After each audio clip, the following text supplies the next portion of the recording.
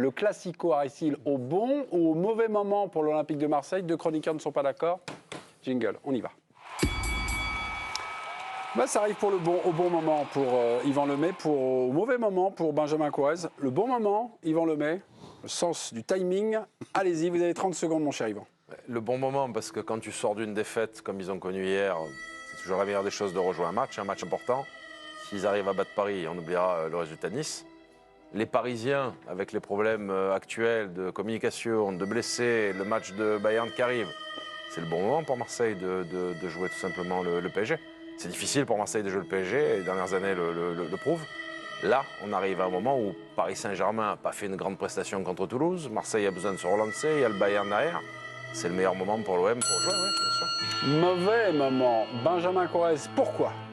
Yvan l'a dit, c'est difficile d'affronter le Paris Saint-Germain, ça a toujours été difficile, dernières années l'ont prouvé, donc pour moi il n'y a pas de bon ou de mauvais moment pour affronter le PSG, c'est souvent un mauvais moment d'ailleurs.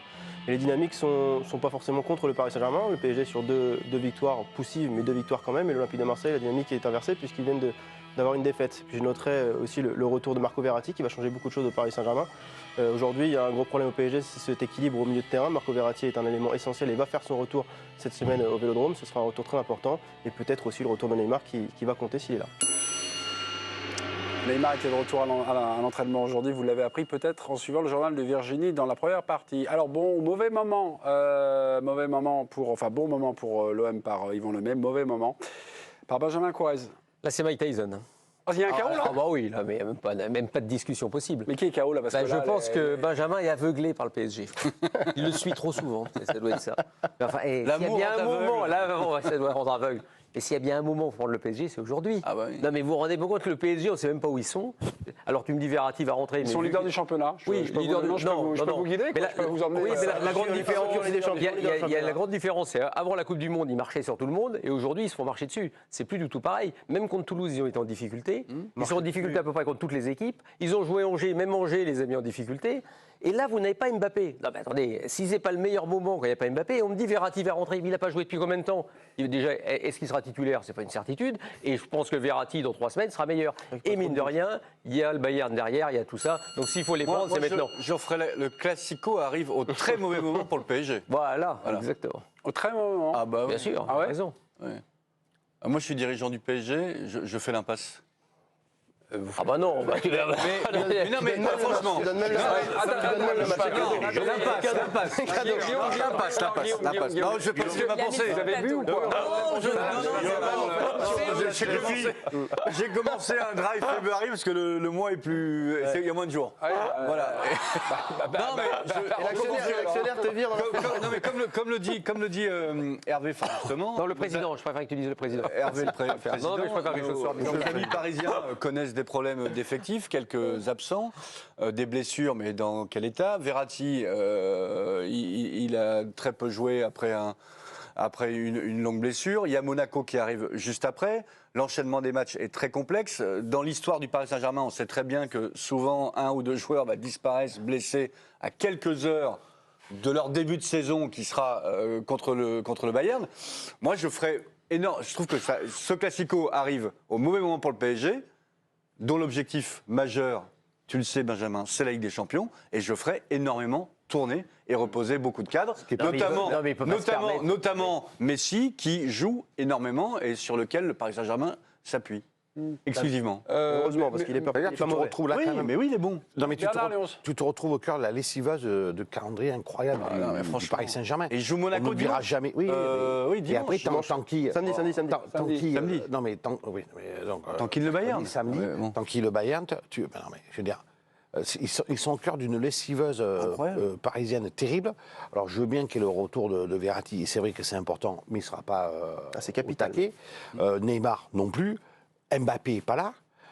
Donc oui, et en plus, moi je crois beaucoup à la théorie du rebond. Ce qui s'est passé dimanche, tu peux l'actionner parce que le match aurait pu tourner aussi différemment, comme la théorie de l'accident, la thèse de l'accident, pardon, et de profiter de ce match-là comme d'un marchepied qui sera très important pour Marseille. Et moins quand même pour le Paris Saint-Germain, parce que le Paris Saint-Germain, comme l'a dit Guillaume, ils ont d'autres objectifs.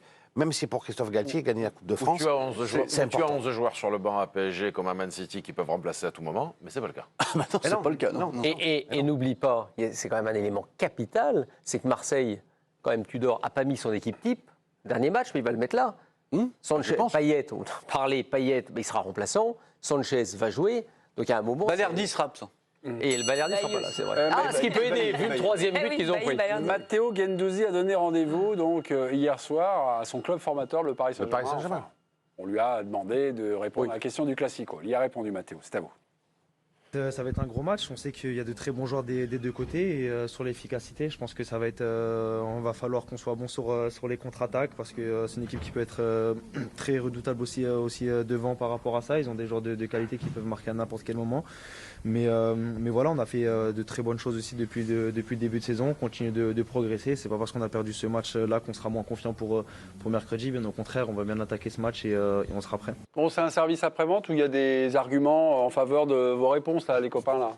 Oh non, on est dans le service après-vente. Il fait le job, Matteo. Il fait le job. C'est normal. Grand communicant. Moi, je reviens quand même sur un match dont on n'avait pas beaucoup parlé.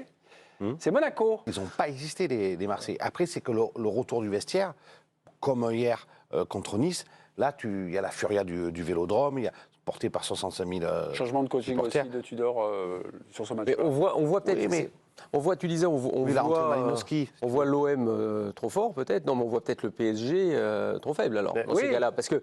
C'est vrai que le PSG reste aussi un peu leader, ce que c'est un disait peu la Jean. théorie, c'est un peu sa théorie. Mais il n'empêche que ce qu'on voit jusqu'à présent, mais il sur faut un bien qu'on classique- se base sur quelque chose. On analyse quoi Sur un classique, Si c'est on différent. analyse que les noms des joueurs, ils sont supérieurs à tout le Mais monde. sur Sur un classique, classique, c'est un match à c'est part. différent.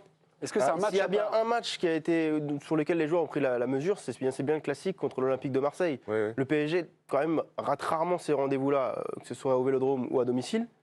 On peut quand Est-ce même. que tu n'as pas la sensation On peut que quand même pour la estimer première fois, que la ce- marge Non, est quasiment non. la plus réduite qu'on a vue Mais depuis très longtemps. Mais on dit ça parce qu'effectivement, Hein, moi, je pense. sur le fond de jeu, on va pas aller contre toi. Non, Ce que mais tu ça, dis, non, Hervé, c'est pas possible. aujourd'hui, c'est On va pas, insuffisant. tu vas pas, parce que moi, je suis d'accord avec Hervé. C'est insuffisant. Pour l'instant, c'est sûr. Sur les derniers matchs, c'est pas le grand Paris Saint-Germain. Loin de là, il manque Kylian Mbappé, évidemment, c'est une énorme perte. Bon, monsieur. Mais pour autant, au Vélodrome, le Paris Saint-Germain est en capacité de faire quelque chose. Mot de la fin, donc sur ce débat des Il a perdu quand téléspectateurs, enfin le mot de la fin, Benjamin. Oh là.